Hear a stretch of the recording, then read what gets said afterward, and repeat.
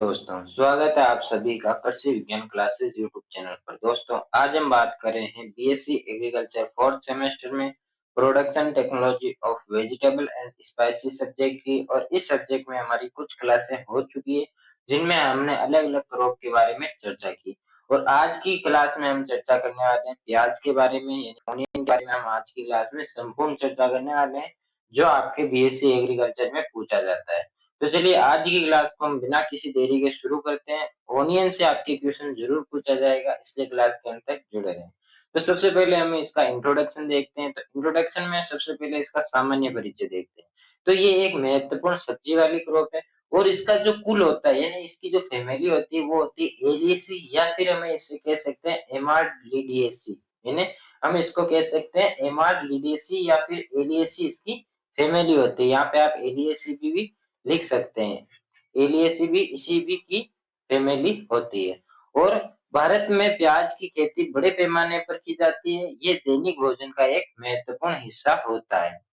उपयोग क्या होता है? सब्जी में किया जाता है, सलाद के रूप में किया जाता है। प्याज का उपयोग मसाले व ग्रेवी बनाने में भी किया जाता है। और इसका अचार और प्रोसेस्ड जो फूड होते हैं, प्रोसेसिंग द्वारा जो फूड तैयार किए जाते हैं, या जो फास्ट फूड वगैरह जो होते हैं उनमें भी प्याज का उपयोग किया जाता है। यदि हम बात करें न्यूट्रिएंशियल इंपॉर्टेंस की, यानी कि जो पोषक तत्व की बात करें, पोषक महत्व की, तो इसमें विटामिन सी और बी कॉम्प्लेक्स पाया जाता है। और इसके साथ ही यदि हम बात करेंगे वेनेडियम भी इसमें अच्छा पाया जाता है, और आयोडीन भी ये अच्छा स्रोत देता है, यानी आयोडीन का भी अच्छा स्रोत है। और इसके साथ ही विटामिन सी और बी ज्यादा भी इसमें पाया जाता है। इनके इनमें खनिज तत्व जैसे पोटेशियम और कैल्शियम पाए जाते हैं। पाचन क्रिया में सहायक होता है और ये एंटीऑक्सीडेंट गुण पाए जाते हैं इसमें। और यदि हम बात करें मेडिकल इंपॉर्टेंस की, तो ये प्याज हृदय रोग के लिए लाभकारी होता है, रक्तचाप को नियंत्रित करने में मदद करता है और जीवाणु रोधी गुण इसमें पाए जाते हैं। और इसके साथ ही ये रोग प्रतिरोधक क्षमता को भी कम करता है। अब हमारा यहाँ से सही टॉपिक शुरू होता है। यहाँ से हमें याद रखने योग्य जो बातें हैं वो यहाँ से स्टार्ट होती है। तो सबसे पहले हम इसकी जो फैमिली है वो हमने पहले भी बात की है कि इसकी फैमिली होती है एलियेसी, या फिर हमें इसे कह सकते हैं एमारलिडेसी। इसका जो बॉटनिकल नेम होता है वो होता है आपके एलियम चेपा, या एलियम सेपा भी आप इसको कह सकते हैं। और इसमें जो क्रोमोसोम नंबर होते हैं वो होते हैं 2n बराबर 16।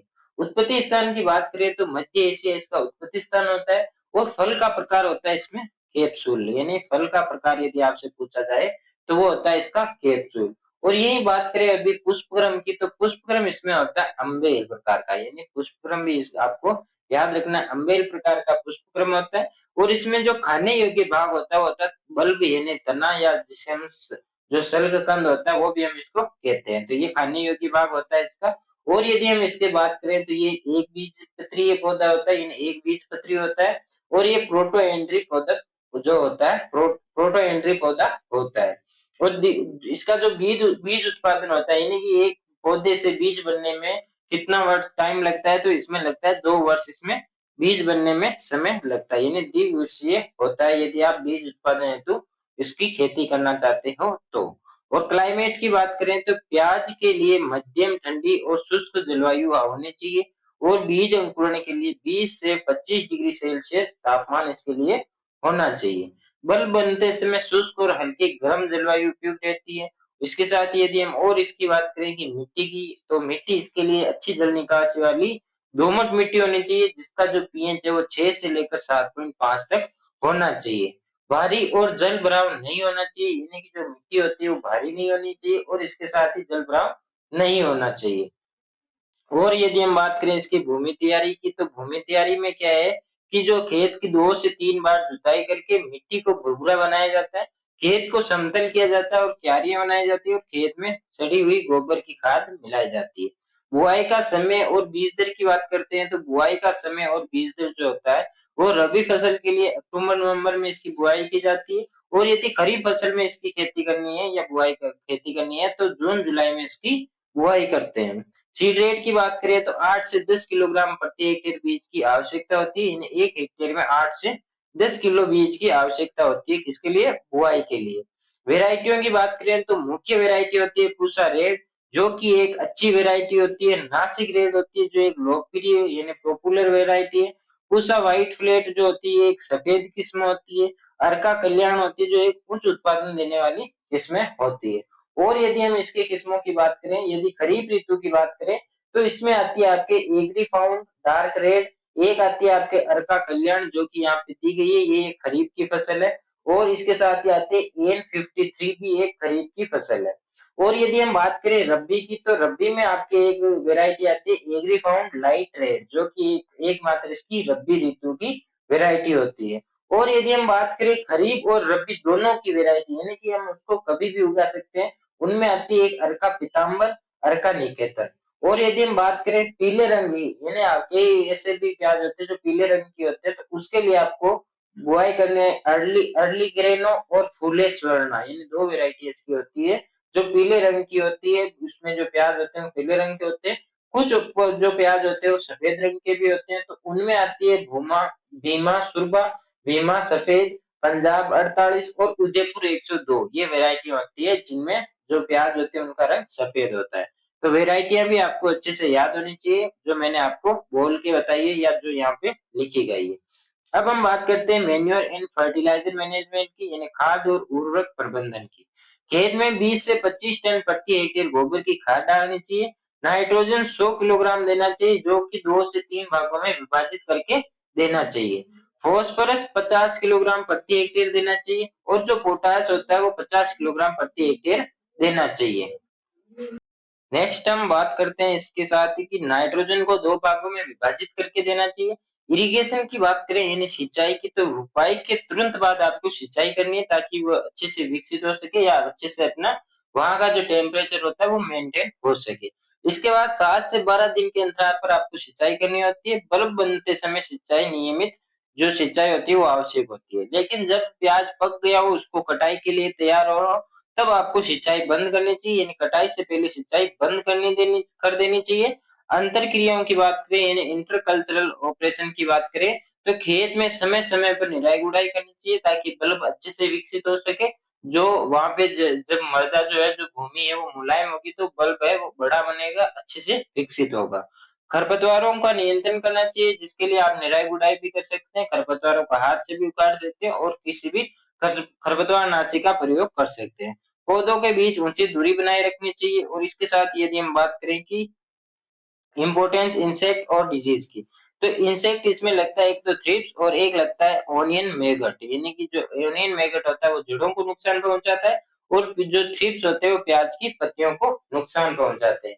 और इसके साथ ही जो कीट होते हैं या जो इसके साथ यदि हम बात करें दैहिक विकार की, तो दैहिक विकार इसमें एक लगता है कि जो बोल्टिंग होता है वो इसमें देखने को मिलता है, जिसका कारण होता है कम तापमान, यानी कम तापमान के कारण ये देखने को मिलता है। और जो पुष्प होते हैं, यानी कि जो पुष्प कलिका का समय जो होता है वो समय से पहले ही निकल जाते हैं, ये इसमें आपको देखने को मिलता है। एक इसमें दैहिक विकार मिलता है जो भंडारण भंडारण हम करते हैं, उसमें क्या होता है कि जो कंद होते हैं या जो प्याज होते हैं वो अंकुरित हो जाते हैं, जिसमें जिसका कारण क्या होता है अधिक नमी होती है। उसके लिए आपको एक तो क्या करना चाहिए, एमएच का प्रयोग कर सकते हैं या एमएच का छिड़काव करना चाहिए, मैलिक हाइड्रोजाइड का प्रयोग करना चाहिए।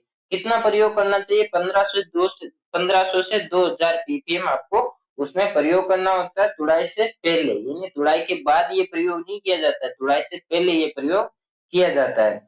और जो भंडारण का जो टेम्परेचर होता है वो 0 डिग्री सेल्सियस वहां पे आपको रखना चाहिए।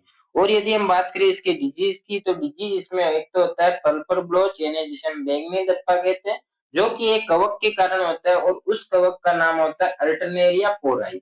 इसकी जो प्रतिरोधी वेराइटियों की यदि हम बात करें तो उसमें आती है आपके अर्का कल्याण और एक आती है आपके नासिक रेड। और ये इसमें क्या होते हैं कि पत्तियों पर बैंगनी रंग के धब्बे आपको दिखाई देते हैं। और इसके साथ ही यदि हम आगे बात करें, जो दूसरा इसका जो रोग होता है या हम कहें कि जो इसमें डिजीज होता है वो होता है डाउनी मिल्ड्यू, जो कि एक जो पत्तियां होती है उस पर फफूंद लग जाती है। इसके साथ ही आपको इसमें ब्लैक मोल्ड भी देखने को मिलता है और जो बल्ब एंड जो स्टेम निमेटोड भी आपको इसमें देखने को मिलता है। कीट इसमें एक मुख्यतः लगता है थ्रिप्स, जो आपको मुख्यतः याद रखना है। अब हम बात करते हैं हार्वेस्टिंग और उत्पादन यानी यील्ड की।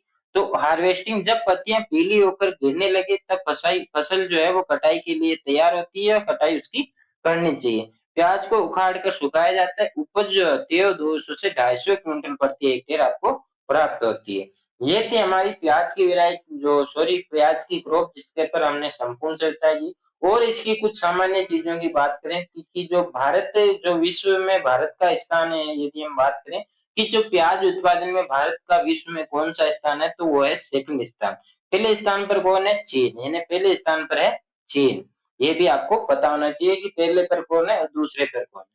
भारत में सर्वाधिक जो प्याज का उत्पादन होता है ना, वो होता है महाराष्ट्र में। महाराष्ट्र में सबसे ज्यादा प्याज का उत्पादन होता है। भारत की सबसे बड़ी जो प्याज मंडी है वो है लासल मंडी, जो कि महाराष्ट्र में ही है। और सर्वाधिक यदि आपसे पूछा जाए कि सर्वाधिक निर्यात किए जाने वाली सब्जी कौन सी है, तो पहले नंबर पर आती है आपकी प्याज और दूसरे नंबर पर आपके आती है भिंडी। निर्यात हेतु जो वेरायटी यूज की जाती है वो होती है अरका बिंदु, और एक आती है आपकी एग्री फाउंड रोज।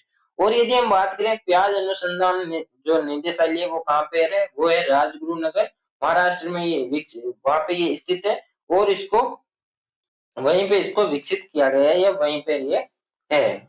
और यदि हम बात करें नर्सरी क्षेत्रफल की, तो यानी कि जो हम नर्सरी तैयार करते हैं उसका क्षेत्रफल आपकी कितना होना चाहिए? वो होना चाहिए 500 मीटर स्क्वायर, यानी कि 500 वर्ग मीटर ये होना चाहिए, ये भी आपको पता होना चाहिए। तो ये हमारी जो वेराइटी थी प्याज, सॉरी जो फसल थी प्याज, वो यहाँ पे कंप्लीट होती है। और एक बात और, जो प्याज का जो लाल रंग होता है वो होता है एंथोसायनिन के कारण, और प्याज का जो पीला रंग और जो गुलाबी रंग होता है वो होता है क्यूरेसिटीन के कारण। वो प्याज में देखा होगा कि आपने कभी कभी तीखापन भी आपको देखने को मिलता है, तो वो होता है एलाइल प्रोफाइल डाइसल्फाइड के कारण वो तीखापन आपको देखने को मिलता है। तो इसी के साथ ये हमारी प्याज की जो क्रॉप है ये यहाँ पे समाप्त होती है। आई होप आपको क्लास अच्छी लगी होगी। प्याज की जो फसल है वो अच्छे से समझ में भी आ गई होगी। पूरा डाटा मैंने आपको बता दिया है। फिर भी यदि कोई डाउट रहता है तो आप कमेंट करके जरूर बताएं। और इस क्लास को अपने साथियों के साथ शेयर जरूर करें और लाइक करके चैनल को सब्सक्राइब कर दें, ताकि जब भी क्लास अपलोड हो तब आपके पास नोटिफिकेशन सबसे पहले आए। और जो जिस छात्र को या जिस स्टूडेंट को पुराने पेपर, गेस्ट पेपर या इंपॉर्टेंट क्वेश्चन की पीडीएफ चाहिए, तो वो टेलीग्राम चैनल को जरूर ज्वाइन करें। टेलीग्राम चैनल की जो लिंक है वो डिस्क्रिप्शन में दी गई है, तो वहां से आप टेलीग्राम चैनल को ज्वाइन कर सकते हैं। जल्दी मिलेंगे हम नए टॉपिक के साथ नई क्लास में, तब तक के लिए धन्यवाद। जय जवान जय किसान साथी।